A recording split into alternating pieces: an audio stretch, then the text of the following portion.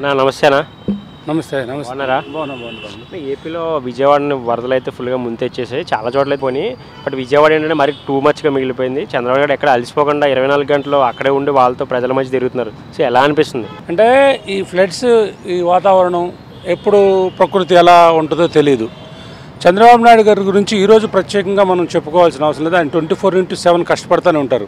అప్పుడు last time Vizag కొట్టుకుపోయినప్పుడు ఉదు వచ్చినప్పుడు చంద్రబాబు నాయుడు గారు ఏం చేశారనేది, వైజాగ్ వెళ్తే అప్పుడప్పుడు మేము షూటింగ్స్ చేస్తానికి వెళ్తాం. ఆయన విజన్ ఉన్న నాయకుడు. ఈరోజు ఎలా ఉంది వైజాగ్ అంటే ఆయన 24/7 కష్టపడే దాని తత్వంలో చంద్రబాబు నాయుడు గారి గురించి దేశమంతా ఆదర్శం తీసుకోవాలి. అంత గొప్పగా కష్టపడతాడు, అంత విజన్ ఉన్న. ఇప్పుడు దగ్గరుండి అన్నీ చూసుకుంటున్నాడంటే ప్రజల్లోనే ఉంటాడు ఆయన. ఇక ఆయన గురించి ప్రత్యేకంగా చెప్పుకోవాల్సింది ఏముంది బ్రదర్? అసలు జన్మభూమి కానీ లేకపోతే ఇంకోటి కానీ ఎవ్రీథింగ్ తీసుకొచ్చింది ఆయన కదా.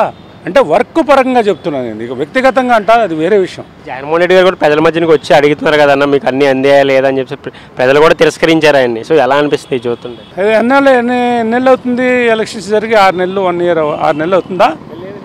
సరే, ఇప్పుడు కనీసం అంటే ఫస్ట్ డే నుంచే ఆయన ఇలా వచ్చినట్టు ప్రజలందరూ హర్షించేవాళ్ళు.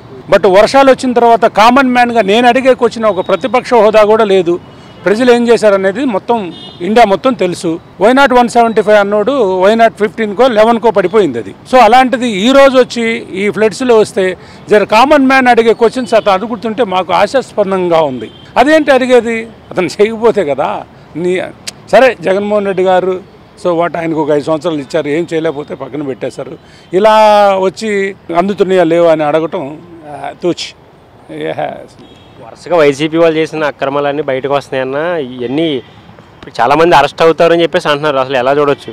ఇది ప్రభుత్వ విధానాల పరంగా ప్రభుత్వం యొక్క వాళ్ళు చేసినటువంటిది గవర్నమెంట్ చూసుకొని అవి చేసుకుంటూ తప్పితే ప్రజలు, మా కామన్ మ్యాన్గా మాకేం తెలుసు బ్రదర్, వాటి గురించి మేమేం చెప్పగలుగుతాం? సో వీళ్ళ మీద వాళ్ళ మీద వీళ్ళు చెప్పుకుంటారు. బట్ ప్రూవ్ అవుతే మాత్రం డెఫినెట్లీగా అది ప్రజల మంచి కోసం జరిగారు. అలాగే డిప్యూటీ సీఎం పవన్ కళ్యాణ్ గారు కానీ, లేకపోతే లోకేష్ బాబు కానీ, లేకపోతే ఇంకోళ్ళు కానీ, నాయుడు గారు కానీ, సీనియర్స్ ఉన్నారు. చట్టపరమైనటువంటి చర్యలు అయ్యి అది డెఫినెట్లీగా ఒకవేళ వీళ్ళు అక్రమార్కాలు అంటే తవ్వేకుందుకి వస్తున్నాయి. అది ఇంత తవ్వారు, ఇంత చేశారనేది ఇప్పుడు వీళ్ళు తీస్తుంటేనే కదా తెలుస్తుంది. అందుకని డెఫినెట్లీగా అది చట్టపరమైనటువంటి, న్యాయపరమైనటువంటి ఇది జరుగుతుంది. కాబట్టి అది వెయిట్ అండ్ సీ. ఇలా జరిగితే ముందర మనం అందరం చూస్తాం. అలాగే మొన్న కాలేజీ విషయంలో అమ్మాయి వీడియో లీక్స్ విషయంలో పెర్ని నాని గారి అబ్బాయి ఉన్నారని చెప్పేసి, పెర్ని కిట్టి ఉన్నాడని చెప్పేసి ప్రచారం విస్తృతంగా జరుగుతుంది. ఆ వీడియోలు చూపించమంటే మా దగ్గర ప్రూఫ్స్ లేవని చెప్పేసి అంటున్నారు. అట్లా ఎలా చూడొచ్చు అనేది? ఇక అదే కదా నాన్న, ఇక్కడ ఇలాంటివన్నీ జరుగుతూనే ఉంటాయి. పెద్దవాళ్ళు ఏది చేసినా ఇగో అలా చెప్పాలనుకుంటే చాలా ఉన్నాయి. కొంచెం దోవుకుంటే పెద్దవాళ్ళు చేసే అన్నీ కప్పిపుచ్చుతారు. ఆ రోజు బాలకృష్ణ గారు ఏం చేశారు? వీల్ చైర్లో వెళ్ళి కూర్చున్నాడు. సో ఇవన్నీ ఇక అది చిన్నగా మేము మాట్లాడలేము వాటి గురించి. ఇక పేరుని నాని గారు అబ్బాయి ఉన్నారని వీళ్ళు, లేవని వాళ్ళు, ఇవన్నీ జరుగుతాయి. ఏదైనా అది గవర్నమెంట్ ఎంక్వైరీ ఉంటుంది, గవర్నమెంట్ అన్నీ ఉంటుంది. అన్నీ వచ్చిన తర్వాత ఎవరెవరు అనేది బయటపడతారు. సో పెద్దవాళ్ళు చేసే అన్నీ కూడా కప్పిపుచ్చుకుంటానికి బ్యాచ్ ఉంటుంది, ఇటు అటు ఉంటుంది, 2 చేతులతో చప్పట్లు ఉంటాయి. ఇక రాజకీయపరమైనటువంటి ఇది ఉంటుంది కదా, అంతే. దాని గురించి ఏం చెప్తాం? చట్టమే చెప్తుంది, చట్టమే నిర్ణయిస్తుంది. చిన్న 11 సీట్లలో కూడా దాదాపు 8 మంది వరకు రాజీనామా చేసే అవకాశం ఉన్నాయని చెప్పేసి అంటున్నారు. ఒకవేళ నిజంగా అలా చేస్తే వైసీపీకి ఖాళీ అయిపోతుంది కదా.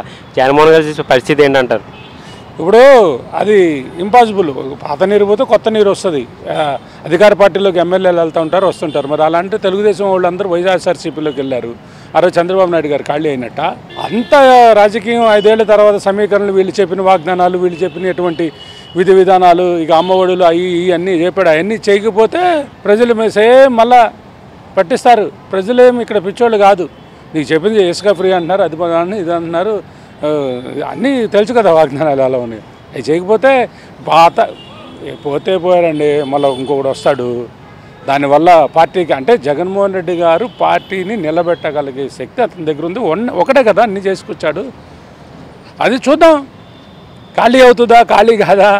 వీళ్ళు చేసే అభివృద్ధిని బట్టి ఉంటుంది. అభివృద్ధి బాగా పనిచేస్తే ఖాళీయే. అభివృద్ధి కనుక చేయలేకపోతే మళ్ళీ రిటర్న్ బ్యాక్ అవుతుంది.